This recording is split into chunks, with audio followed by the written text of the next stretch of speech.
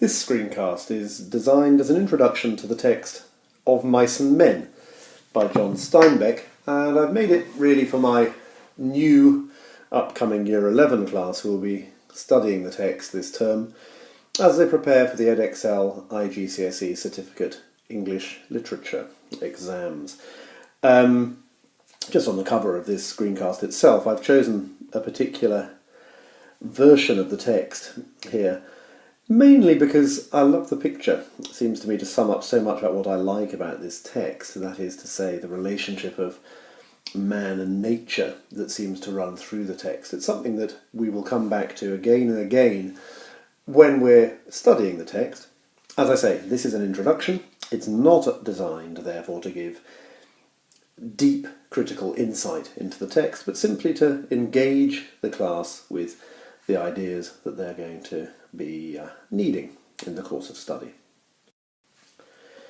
So, the first thing we want to look at is the context of the work. There's no doubt, as we look at this, that we need to be aware of when this text was written, and although you will not be examined as such on the context, you will get very few marks for writing at length about the Great Depression, you do need to be very aware of the context of the writing. I've just put a few pictures in to start to focus ideas. First of all, just notice here this phrase, the itinerant worker. This is what this book is dealing with. Men who walked from town to town, travelled from town to town in search of work during the Depression when there really was none. Notice here in the photograph at the bottom of the page here, jobless men keep going. We can't take care of our own, says this sign. This idea that there really was no possibility at that time for men to be given any help in most of the towns in which they arrived. And the consequence of this, of course, was that men travelled from place to place, usually looking for work on farms, seasonal work, short-term work, often having left their families at home. Before we go on, take some time now to look at these pictures and to think about what you're looking at, the ideas that are suggested by them. Incidentally, just a little point for the text, I rather like this one down here, because this thing that the man is lying on is what is referred to throughout the text as a bindle, his rolled up sleeping roll in which he can keep his one or two possessions as he travels. So pause this now and have a look at the pictures. And then before we start work seriously, I'd like you to research the Great Depression itself, not so much in terms of how the stock market crash was caused, but actually what the effect was on the average American, since this is where this text is set, of the stock market crash throughout the country. Particular attention might be paid to the Midwest, and therefore from the Midwest states, the states heading west as people went off, as they do in this text, to find work. So pause now, and when you're ready to start, move the presentation on to the next slide. On the next slide, I'm going to ask you to think now about the title of the text, Of Mice and Men. And I will talk about this on slide 4 a little bit more, but think about the ideas already in that title, Of Mice and Men. The idea of contrasting weak and strong, perhaps. Think of the nouns themselves, men, humans or males. Does it matter? Is this a text that perhaps focuses on male response? Might be something that you need to think about. Think at this stage, before you move on, what other ideas you have in relation to that title.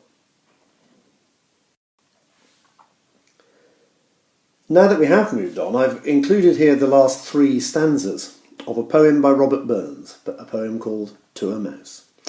And the point of this is that I want to begin to talk about what's called intertextuality. Now, intertextuality is the medium whereby writers use a well-known quotation, passage from a text, to add meaning to their original text.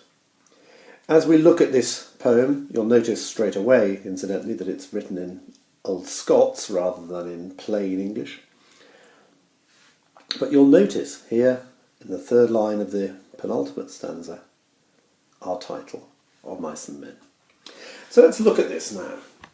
To set the story up in this poem, a farmer has, when ploughing his field, as winter approaches, turned up the nest of a mouse that the mouse has spent ages through the summer building so he can hibernate and be safe. And Burns comments, having turned up this nest, that essentially the mouse is doomed. The farmer didn't mean to do this, but it's happened. And now all the plans that the mouse might have made for a safe and warm winter have come to nothing. He's now been thrown up again, as it were, at a time when there's no new growth. He's not going to be able to replenish his food, he's not going to be able to rebuild anything. And in fact, all that happens is he's now doomed to some sort of, presumably, slow death, or as Burns perhaps puts it here, naught but grief and pain for promised joy.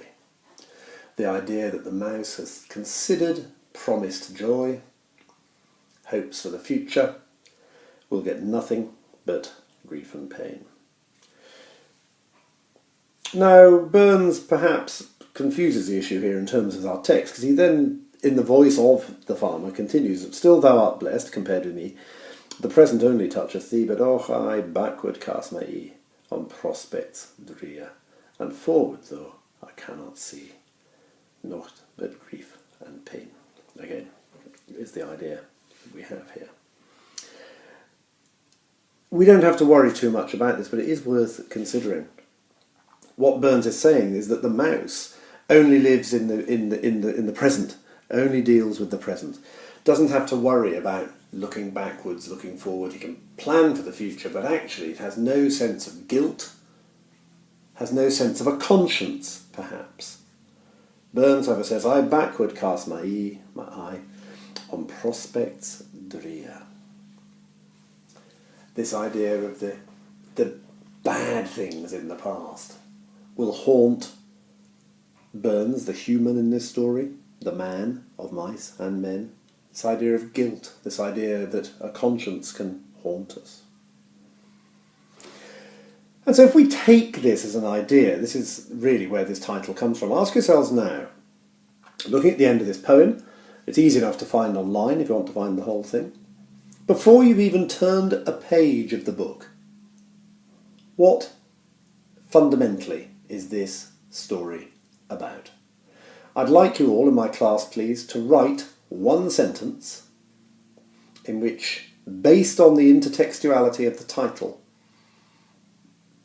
you try and sum up what the book is about. When you've done that, you can move on to the next slide.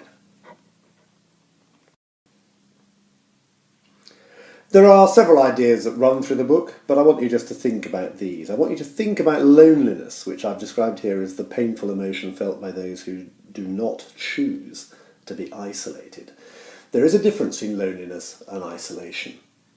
We can choose isolation, we rarely choose loneliness.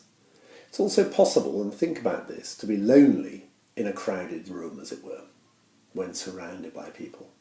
Think about this in your own lives, and you may well find that you can relate to moments that make sense of these. Much of this text deals with dreams. The final bit of research that I want you to do before we start work is to go off and research one particular dream, the American dream. What is meant by this phrase? And again, when we start to work on the text, I will expect you to be able to use this phrase in a sensible and intellectually secure way. But think about it anyway, dreams. We had the best laid schemes of Mice and Men in the poem. This idea that we look ahead and we plan ahead and we plan ahead. Do these dreams ever come true? Or are dreams somehow always doomed to failure? You might like to ask yourself what the difference is between a dream and a fantasy in that regard. I'd also like you to think, though, and to imagine that you live in a world so fractured. Nobody has any trust for anybody. Friendships break down, relationships all break down. Everybody is only in the world for their own ends. in order to survive. If that is the case, what happens to our innate humanity? And I'd like you to think about that before we start as well. Again, it's an idea that is crucial to this text. Steinbeck presents us with a society which is fractured, which is broken, and in which the humanity of the individual is almost totally destroyed. I say almost totally because there are characters in the book for whom this is not the case. Such characters are the principal protagonists of the text, Lenny and George. I've included here a little quotation by George. This is part of the little story that he tells Lenny. It becomes an idée fixe almost, an idea that runs throughout the book, used both as a symbol of the dream that they have of the future, but also as almost like a bedtime story to comfort Lenny and to help him to take his place, as it were, within the world in which they're functioning. Just notice, though, guys like us that work on ranches are the loneliest guys in the world. They got no family. This idea of loneliness, this idea of the absence of family. They don't belong no place. Remember, I started off talking about itinerant workers. The idea here that there's no need, they got no family, so when they do make money, work up a stake, they go into town and they get rid of it. And the first thing you know, they're pounding some tail on some other ranch, just working to survive, to survive. They ain't got nothing to look ahead to. This idea that there's no future for men of this type. Lenny's response to this is to say, yes, but that's not us, is it, George? No, says George, that's not us. We're different. Why? Because we got each other. And right at the beginning of the text, in the first chapter, this idea of a pair of companions who share friendship, share, as it were, old-fashioned humanity that has not been destroyed by the change in circumstances brought about by the Depression, becomes a vital part of this text. Before I leave this, and you'll see in the next passage as well, just notice the way Steinbeck writes, the way Steinbeck perhaps uses language, so that we get a sense here that he writes in what I will term and what you will term the vernacular. He writes as real people speak. They don't belong no place. These little apostrophes, an is always used, or nearly always used. They go into town, and we'll see this on the next page as well. First thing you know, they're pounding their tail. Pounding their tail. A phrase, a colloquial phrase, to do with working hard. This is the way Steinbeck writes. He writes in the language of the ordinary man. And again, we will discuss it, but you can start to think about what the effect of this is on the reader. The other main characters in the text are here depicted with little pictures, quite deliberately. Some of them are given nicknames, some of them their real name, and one has no name at all. She is Curly's wife, and she is only known through her relationship with her husband, Curly. She has no identity at all beyond the idea of Curly. The descriptions of her focus, certainly at the early part of the book, on the colour red, on her extreme femininity, and I've chosen to illustrate her here with a pair of red mules that are described in the text with ostrich feathers. You've worked long enough in terms of English to know that everything has a symbolism. Red, you can start to think about the colour red. But why ostrich feathers? What is the most distinctive thing about the ostrich as an unusual bird? And how might that be used symbolically by Steinbeck? Get thinking. Another character we meet early in the text, Candy, an old man, semi-crippled. He's been given this nickname, and I'm sure for most of us, when we think of the word candy, the picture I've put here is the picture that sticks in our mind. Sweet things, lovely things. Again, you might want to ask yourself what happens with candy if you have too much candy. How can candy perhaps have a negative if it is required to do so? Curly, the man who obviously owns Curly's wife. Here I put in curled springs. I couldn't think of a really good image for Curly, to be perfectly honest. We're told he has very tight curly hair. Fine. But we also know as we read the text that he is actually always on the point of bursting into fight. And for me, this image of bouncing springs perhaps was one of the ways that I wanted you to think about Curly as a character. The character Slim is given the most remarkable description in the text. One of Steinbeck's ways of writing is to introduce every section of the text with a description of place, of setting, but also to make sure that every character that appears receives a full introduction, describing them. And Slim, as you will see, receives an incredible description. But what I've worked on with Slim is this idea that he has a job which is a jerk line skinner. On my image, this guy here would be Slim, perched on top of his wagon there. As a jerk line skinner, his job is to control the whole of this string of horses, to make sure that they pull together, pull in the right directions and everything else. Single line. A job of enormous skill, which places Slim apart from everybody else on the ranch. He is not itinerant. He does a job that nobody else can do. Everybody respects Slim. Carlson, finally, here I've chosen his weapon, his Luger, his pistol. The Luger is a German pistol. Why or how Carlson has one in the 20s or 30s is never really explained. It may just be that it's a good pistol to have. It's unlikely, I think, in America at that time, when, as far as I'm aware, a lot of people would still be using the great American guns, the Colts and similar.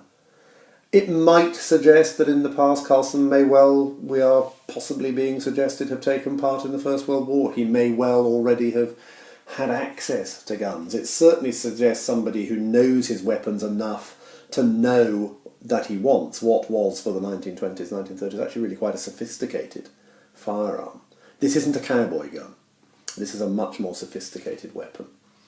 Carlson has a character, as you will see, that of the bully, and plays a crucial part at key moments of the text. Again, food for thought, and I hope that some of these images will remain in your mind as we read the text. I've deliberately left out one other key character, the character of Crooks. I don't want to spoil Crooks yet. I want to get onto him when we find him in the text. Just to finish off, is another short passage from the very opening of the book. And I said at the beginning that I liked the image of the two men sitting under the trees, and this is probably the, if you like, the section of the text that inspired that image. There is a path through the willows and among the sycamores, a path beaten hard by boys coming down from the ranches to swim in the deep pool, and beaten hard by tramps who come wearily down from the highway in the evening to jungle up near water. This book opens and closes in nature. The rest of the text is set in a man's world, a human's world. It's worth spending time as we read it, looking at these descriptions and seeing how contrasts are made. Here already we see Steinbeck, as ever, choosing language so carefully. Notice that it's boys coming down from the ranches. There's something affectionate about boys. We're not necessarily talking about, young boys. We're talking about men, but we're talking about them affectionately. And they come down to swim in the deep pool. What is the effect of the adjective deep here? Why does it not just say pool? Think about it. What is the effect of deep? And beaten hard by tramps who come wearily down from the highway in the evening. Another bit of the vernacular there, to jungle up near water. There's a sense of repose, a sense of rest, a sense of a day coming to a close. And this is how the book opens. Peaceful, restful, thoughtful. I've set you one or two tasks as I've spoken, and now I hope you'll go away, engage with these, and when we meet again, that's where we'll start our conversations on those tasks. Okay, I hope this has been useful, so thank you very much for listening, and till the next time.